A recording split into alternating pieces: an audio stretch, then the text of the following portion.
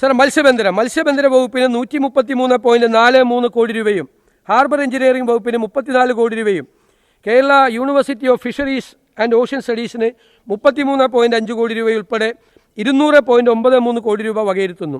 ഇതിനു പുറമെ മത്സ്യബന്ധന വകുപ്പിൻ്റെ വിവിധ പ്രവർത്തനങ്ങൾക്കായി 50 കോടി രൂപ അധികമായി വകയിരുത്തുന്നു. മത്സ്യത്തൊഴിലാളികൾക്ക് നൽകി വരുന്ന മണ്ണെണ്ണ സബ്സിഡി 75 രൂപയാക്കി വർദ്ധിപ്പിക്കുന്നു.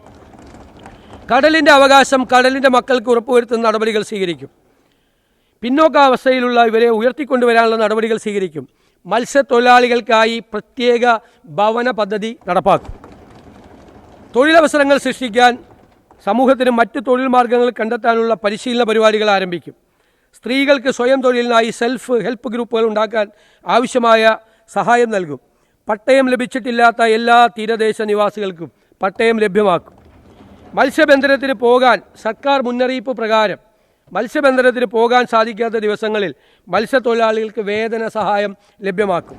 ഹൈടെക് ഫിഷ് നഴ്സറികൾക്കും അലങ്കാര മത്സ്യകൃഷിക്കുമായി സർക്കാർ പ്രോത്സാഹനം നൽകും. പ്രദേശത്തെ സംരക്ഷിക്കുന്നതിനുള്ള കടൽ ഭിത്തി, ബ്രേക്ക് വാട്ടർ, ബീച്ച് നറീഷ്മെൻറ്റ് അടക്കമുള്ള ശാസ്ത്രീയ നടപടികൾ സ്വീകരിക്കും. മുതലപ്പൊഴി ഹാർബറിൻ്റെ അശാസ്ത്രീയ നിർമ്മാണത്തിലെ അപാകതകൾ പരിഹരിക്കാൻ നടപടി സ്വീകരിക്കും.